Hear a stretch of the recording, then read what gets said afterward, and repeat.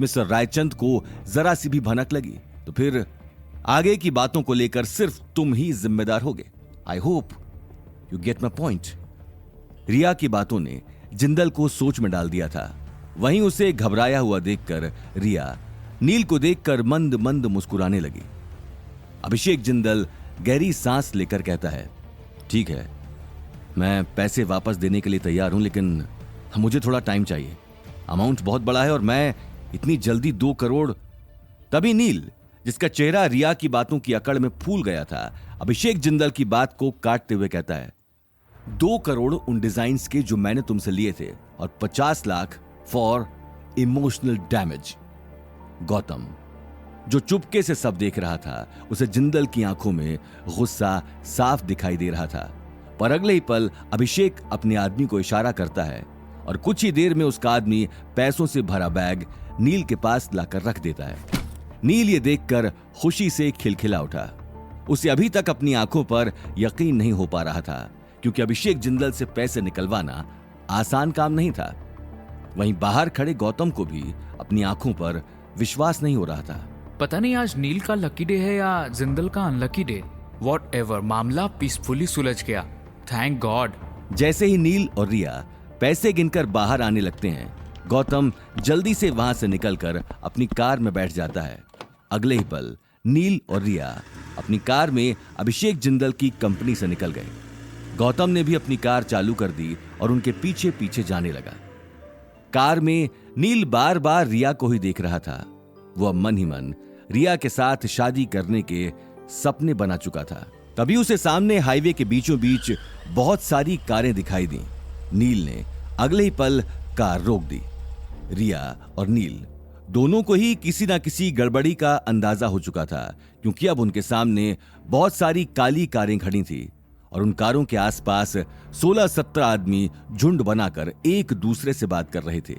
गौतम भी उन सभी आदमियों का झुंड देखते ही थोड़ी ही दूरी पर रुक गया। देखते ही देखते उनमें से एक गुंडे ने कार का दरवाजा खोल दिया और नील को बाहर आने का इशारा करने लगा। नील ने एक नजर रिया को देखा और बिना कुछ कहे कार से बाहर निकल गया। नील को देखते ही आसपास खड़े सभी लोग उसे घेर कर खड़े हो गए। इससे पहले कि नील कुछ समझ पाता और कुछ कर पाता, उन सभी हट्टे कट्टे लोगों ने उसे मारना शुरू कर दिया। कुछ ही देर में नील के मुंह से खून निकलना शुरू हो गया। रिया ये देखते ही उन सभी आदमियों को धमकाने लगी, स्टॉप वरना मैं पुलिस को कॉल करूंगी।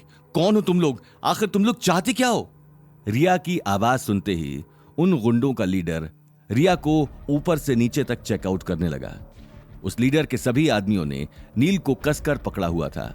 नील लगातार अपने आप को बचाने की कोशिश में लगा हुआ था, लेकिन उसकी सारी कोशिशें बेकार थीं। रिया को अब डर लगने लगा था, क्योंकि उन सभी आदमियों का लीडर रिया को गंदी नजर से देख रहा था। वो आदमी रिया की गर्दन को चूमने जाता है। तभी उसके सर पर जोर से एक क्रिकेट बॉल लगता है। सभी शॉक्ड हो जाते हैं। अचानक से वहां पर एक आदमी चेहरे पर मास्क लगाकर हाथ में एक क्रिकेट बैट के साथ खड़ा है। वो आदमी कोई और नहीं बल्कि गौतम है। गौतम को अचानक देखते ही उस लीडर के सभी आदमियों ने नील को छोड़कर गौतम को चारों तरफ से घेर लिया। उनमें से एक गुंडा गुस्से में पूछता है, कौन है बे तू? यहां अपनी जान गंवाने क्यों आया है? गौतम आवाज बदलकर स्वैग से कहता है, मुझे आना पड़ा क्योंकि तुम लोग कमजोर निकले। लड़के को धोने आए थे ना, लड़की को टच क्यों कर रहे हो? छोड़ो उसे, वरना बॉल से फोड़ा था, बैट से तोड़ूंगा भी।